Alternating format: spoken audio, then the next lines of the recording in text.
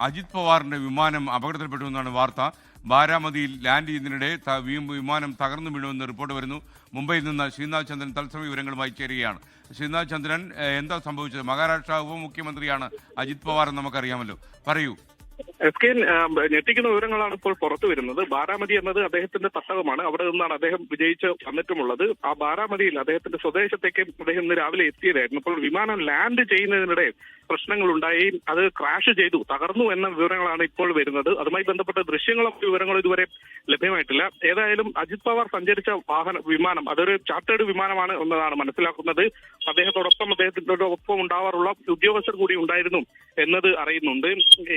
എത്ര വലിയ അപകടമാണ് സംഭവിച്ചത് എന്നതിനെ കുറിച്ച് കൂടി അറിയാൻ അല്പം കൂടി സമയമെടുക്കും. ഏതായാലും ബാരാമതി അവിടെ ഫ്ലൈയിങ് സ്കൂളുകളും മറ്റുമുള്ളതാണ്. അവിടെ എയർഫീൽഡുകളും ഉണ്ട്. അവിടെ വിമാനം ലാൻഡ് ചെയ്യുന്നതിനിടെയാണ് ഈ അപകടം ഇന്ന് രാവിലെ ഉണ്ടായത് എന്ന് മനസ്സിലാക്കുന്നു. മുംബൈയിൽ നിന്ന് അദ്ദേഹം മടങ്ങുമ്പോഴാണ് ഈ സംഭവം ഉണ്ടായത് എന്നതാണ് അറിയുന്നത്.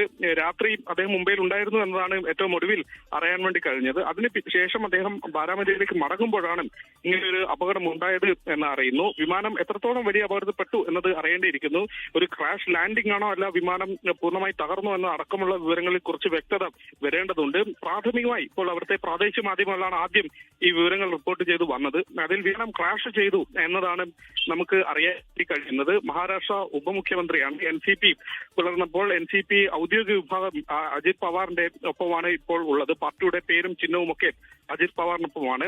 രാഷ്ട്രീയത്തിൽ പുതിയ ചില നീക്കങ്ങൾക്ക് അജിത് പവാർ ഒഴുകുന്ന സമയത്താണ് ഇത്തരമൊരു അപകടത്തിന് അദ്ദേഹം ഇരയാവേണ്ടി വന്നത് എന്നതാണ് മനസ്സിലാക്കാൻ വേണ്ടി കഴിയുന്നത്. അത് എത്രത്തോളം ഗൗരവമുള്ള അപകടമാണ് എന്നതിൽ കുറച്ചുകൂടി വ്യക്തത വരേണ്ടിയിരിക്കുന്നു എന്നതാണ് ഞാൻ മനസ്സിലാക്കുന്നത്. ഏതായാലും വിമാനം ക്രാഷ് ചെയ്തു എന്ന വിവരമാണ് ഇപ്പോൾ പ്രാഥമികമായി പുറത്തേക്ക് വരുന്നത്. അതുമായി ബന്ധപ്പെട്ട ദൃശ്യങ്ങൾ കൂടി അല്പസമയത്തിനകം ലഭ്യമാകും. അതുകൂടി മനസ്സിലാക്കിയാൽ നമുക്ക് ഈ അപകടത്തിന്റെ ഒരു വ്യാപ്തി മനസ്സിലാക്കാൻ വേണ്ടി കഴിയും. ഏതായാലും ബാരാമതി എന്നത് അജിത് പവാറിന്റെ തട്ടകമാണ്. ഈ പവാർ കുടുംബത്തിന്റെ ഏറ്റവും വലിയ ശക്തി കേന്ദ്രമാണ്.